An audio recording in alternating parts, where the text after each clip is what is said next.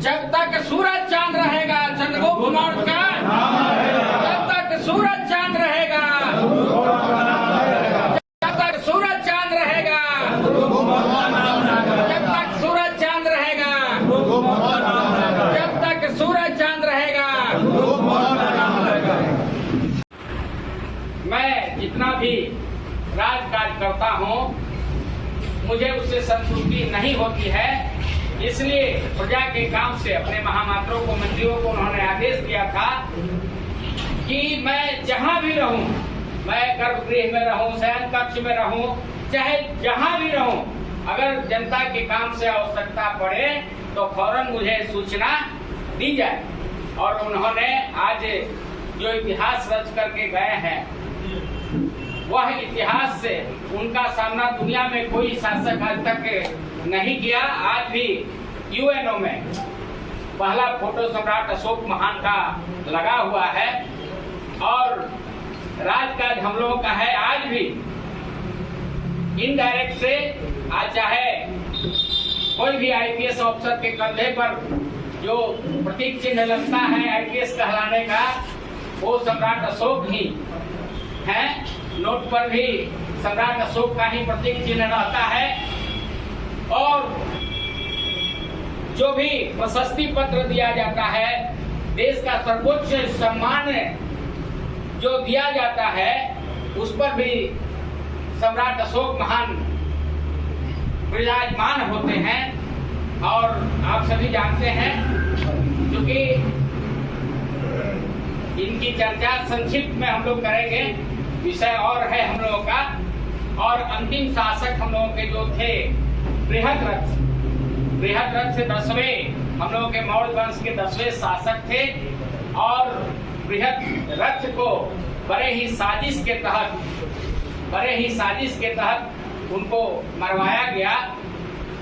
जो महर्षि पतंजलि के दो लोग कहते हैं पुत्र थे। जिला के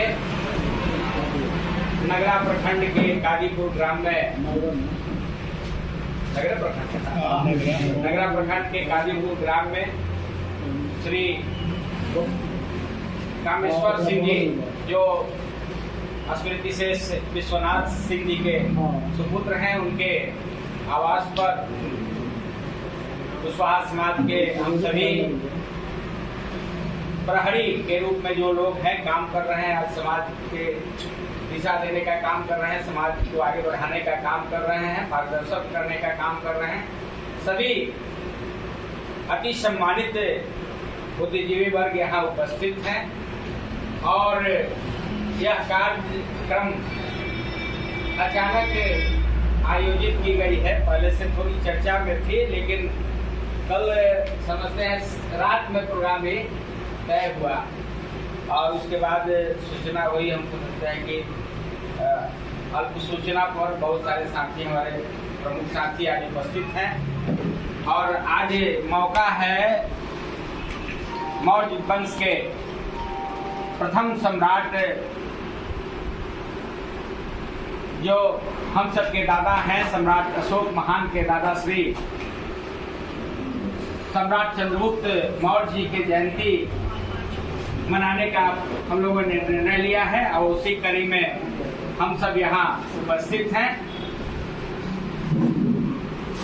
आज उनका जयंती का तिथि नहीं है, लेकिन जब समाज हमारा इकट्ठा होता है तो अपने पूर्वजों से प्रेरणा लेने के लिए एक माध्यम हम लोग बनाते हैं। और उसी कड़ी में आज जो हम लोगों का सामाजिक और राजनीतिक वातावरण अभी जो चल रहा है, इसके पीछे भी हम लोग क्षणिक चर्चा करेंगे, साथियों के से विचारों का आदान प्रदान करेंगे और खुलकर अपनी सब लोग अपनी अपनी भावना को हम समझते हैं रखने का काम करेंगे। उस जमाने में ईसा पूर्व 345 में सम्राट चंद्रगुप्त मौर्य का जन्म हुआ था और 321 में उनका राज्यारोहण हुआ, वो राजा बनाए गए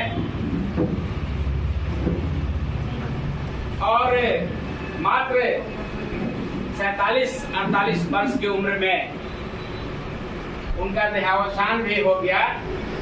अल्पकाल में उन्होंने इस भारत को जो टुकड़ों टुकड़ों में बटा हुआ था उसको एक साथ जोड़ करके बहुत बड़ा साम्राज्य कायम किया। इसमें वे सफल हुए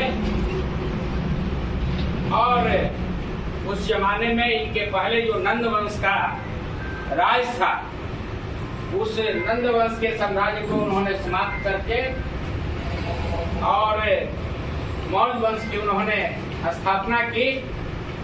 हम लोग के मौर्य वंश के पहले सम्राट हुए और आप सभी जानते हैं उसके बाद उनके पुत्र बिंदुसार हुए, उसके बाद बिंदुसार के पुत्र सम्राट अशोक महान और 10 पीढ़ियों तक मौर्य वंश का शासन रहा। 139 वर्षों तक स्वर्णिम इतिहास है मौर्य वंश का। सफलतापूर्वक शासन मौर्य वंश ने किया और विश्व में अपना कीर्तिमान स्थापित किया। मौर्य वंश के शासन में समाज में किसी प्रकार का कोई भेदभाव नहीं था, सबको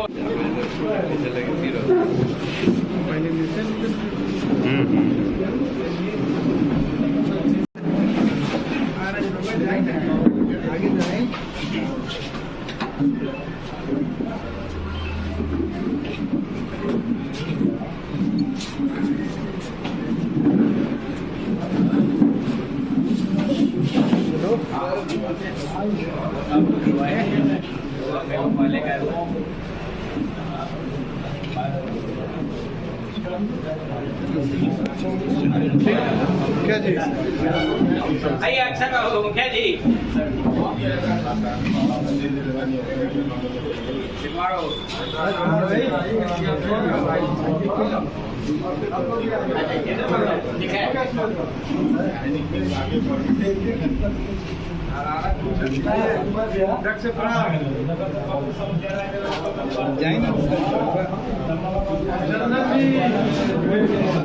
चंदन जी, चंदन जी,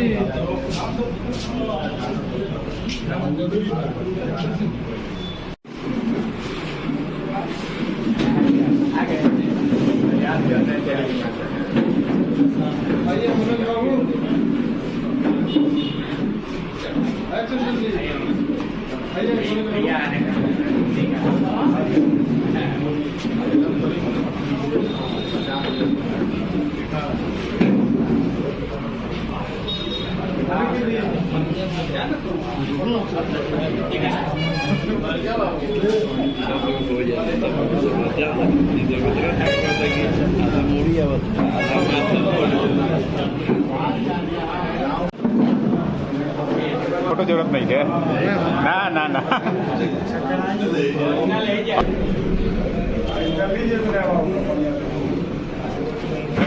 क्या है फोटो। एक मिनट रुकिएगा, एक मिनट रुकिएगा।